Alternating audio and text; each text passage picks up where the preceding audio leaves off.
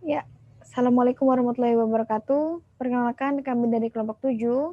Pada kesempatan kali ini kami akan mempresentasikan mengenai tugas website dari kelompok kami, yaitu website pembayaran listrik online atau Electripay.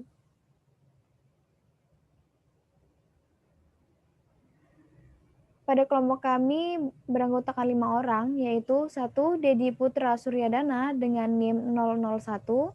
Yang kedua ada Ahmad Yazid Hilmi dengan NIM 031. Yang ketiga ada Syauki Abdullah dengan NIM 034. Yang keempat ada saya sendiri, Hanifah, dengan NIM 041.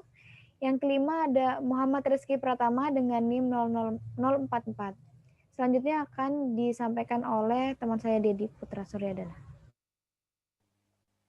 Ya, sekarang kita masuk ke kebutuhan fungsional dan non-fungsional. Untuk kebutuhan fungsional pada sistem, yang pertama adalah sistem dapat melakukan input ID pelanggan. Yang kedua, sistem dapat melihat rincian tagihan listrik. Yang ketiga, sistem dapat melakukan konfirmasi pembayaran. Yang keempat, sistem dapat melihat daftar tarif listrik per kWh. Yang kelima, sistem dapat melakukan login untuk admin dan juga loket. Yang keenam, loket dapat mengkonfirmasi pembayaran dan juga dapat mencetak resi. Yang ketujuh, admin dapat menambah, mengedit, dan juga menghapus daftar tarif per kWh. Masuk ke kebutuhan non-fungsional pada sistem. Yang pertama itu, sistem memiliki interface atau antarmuka yang dapat mudah dipahami. Yang kedua, sistem dapat dijalankan di web browser. Yang ketiga, sistem dapat berjalan pada komputer dengan spesifikasi minimal RAM 3 GB. Yang keempat, sistem harus dapat memastikan bahwa data yang digunakan dalam sistem harus terlindungi dari akses yang tidak berwenang. Yang terakhir, besarnya program dari sistem maksimal sebesar 100 MB.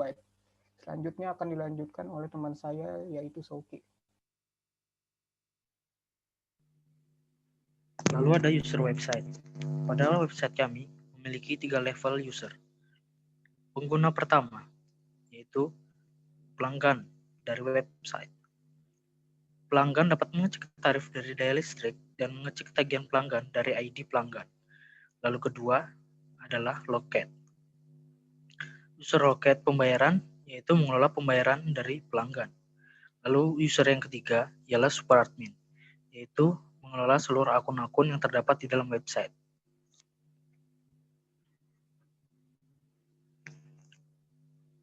Oke, lalu ini tampilan landing page-nya.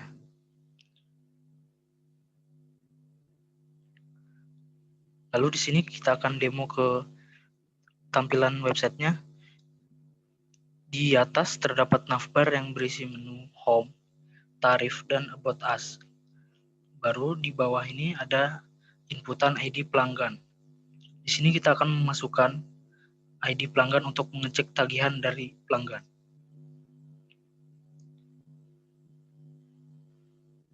Lalu di bawah akan muncul data tagihan dari ID pelanggan yang telah dimasukkan, seperti bulannya, tahunnya, jumlah meterannya, lalu total dari tagihan si pelanggan, dan statusnya sudah lunas atau belum lunas.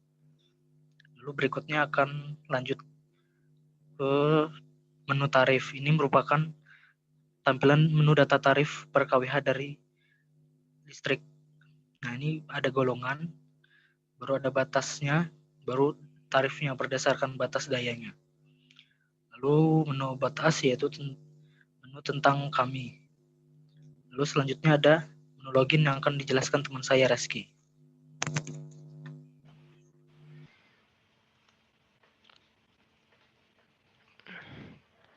Selanjutnya, sini saya akan menampilkan halaman untuk login. Di login ini ada 2 level yang untuk website kami, yaitu level admin dan level loket. Nah, admin sendiri itu berisi menu riwayat transaksi, tarif, dan akun. Oke, di sini jika login sebagai admin, maka akan masuk ke halaman admin. Dan jika tadi login sebagai loket, maka akan masuk ke halaman loket. Oke, kita demo saja programnya. Sini kita klik dulu login. Kita login dulu sebagai admin.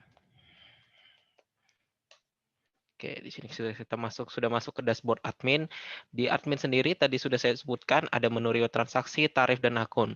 Di sini kita akan menambahkan data akun dulu. Nah, karena di sini saya akan mau menambahkan akun loket, maka kita klik akun dulu, lalu masukkan ID akunnya dengan nama user. Yuna, jangan Yuna. Yuli dengan username loket 5. Passwordnya loket. Dengan level yang karena kita mau buat loket, maka kita akan memilih level akun loket. Kita tambahkan data. Oke, tadi datanya sudah berhasil ya, loket 5 dengan passwordnya loket dengan levelnya loket. Nah, di sini saya ingin di sini akun loket 5 dengan nama Yuli ingin mengganti username-nya. Di sini kita akan klik edit. Kita ganti username-nya dengan nama username loket 6 dengan levelnya yaitu masih loket. Kita klik update, maka datanya pun berhasil diupdate dan username-nya berubah menjadi loket 6. Nah, di sini ada menu tarif. Tarif di sini ya isinya kode tarif, daya tarif per kWh. Dengan kode tarifnya yang sudah kita buat yaitu L1, L2, L3 dengan daya yang disesuaikan dengan kode tarifnya. Di sini kita akan menambahkan data tarif. Ya, oke, kode tarifnya yaitu L4 dengan daya 2.500 dengan harga 250.000. Oke, kita tambahkan. Oke. Datanya berhasil tambahkan kode tarif L4, daya 2.500 dan tarif per kWh-nya yaitu 250.000. Oke. Dan di sini ada menu logout yang akan berpindah ke menu login. Nah, untuk level loket akan dijelaskan oleh Ahmad Yazid. Ya, baik. Di sini saya akan menjelaskan untuk level loket. Pertama, kita akan mulai memasukkan username dan password dari loket yang sudah didaftarkan oleh super admin tadi. Misalnya ini loket 6. Nah, lanjut dengan passwordnya. Nah, kalau sudah masuk, dia bakal langsung menuju dashboard dari loket ini. Nah, sekarang di page loket ini, di level loket ini terdapat pages yang akan mendukung seluruh sistem pembayar, seluruh kegiatan transaksi atau pembayaran dari user, dari pelanggan listrik. Nah, di sini ada ada page pelanggan, ada page penggunaan, page tagihan, page pembayaran, dan page tarif, serta ada tombol untuk melakukan logout dari sistem. Yang pertama kita akan menuju tabel pelanggan. Di tabel pelanggan saat kita klik akan menampilkan data seluruh pelanggan yang mendaftar di sistem kita. Nah, di sini terdapat ID pelanggan, nama pelanggan, alamat, dan juga root-nya.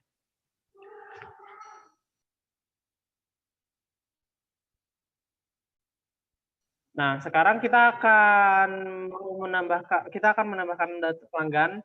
Nah, kita akan menambahkan data pelanggan, misalnya ID-nya BPN 007 dengan nama Juliana Saputri. Nah, nomor meternya misalnya 132.721.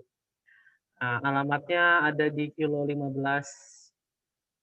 Dan pilihan dayanya kita coba masukkan pilihan daya yang tadi kita baru masukkan 2.500 yang bawah. Oke, nah kita klik tambah. Localhost menyatakan apa data berhasil disimpan.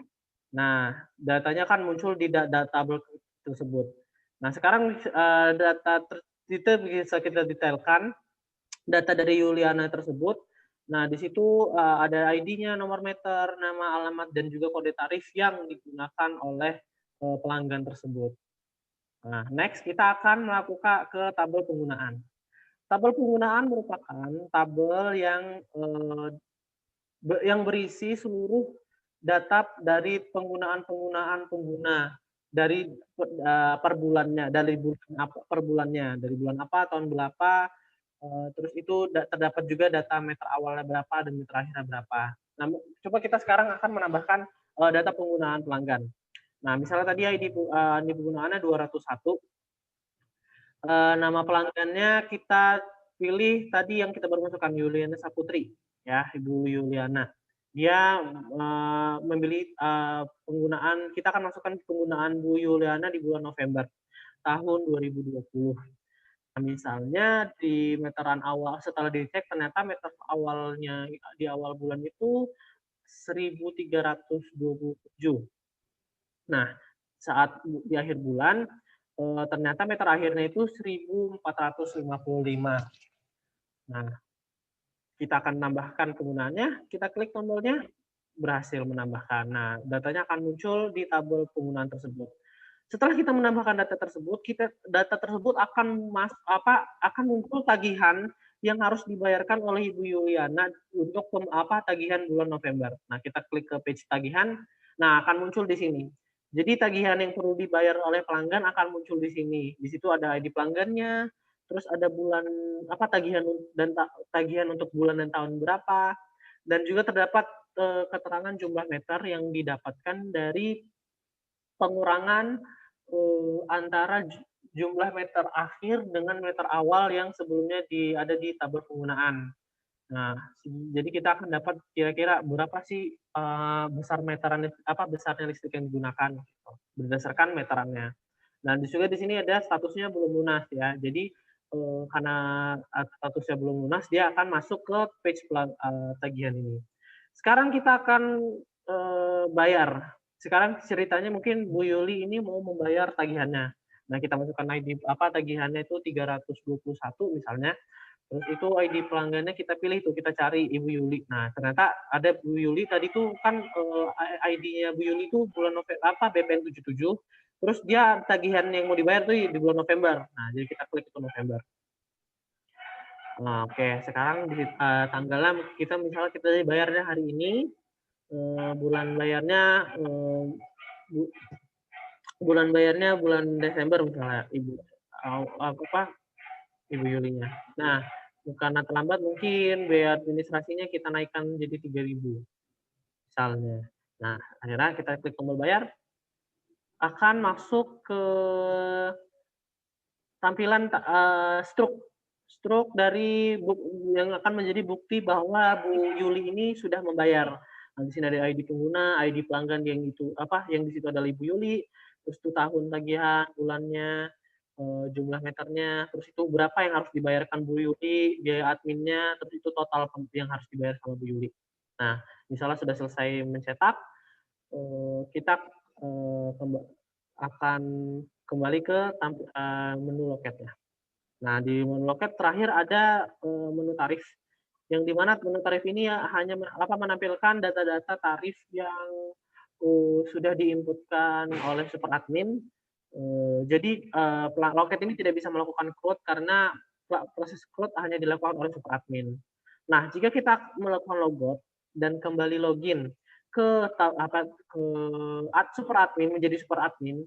Nah, tadi sebelum teman saya belum sebutkan, di situ ada page riwayat transaksi, yang dimana seluruh tagihan-tagihan yang telah dibayar, yang telah lunas akan muncul ke riwayat pembayaran ini. Di situ ada ID pembayaran yang tadi kita masukkan, terus itu tanggalnya, terus itu bulan bayarnya, biaya administrasinya.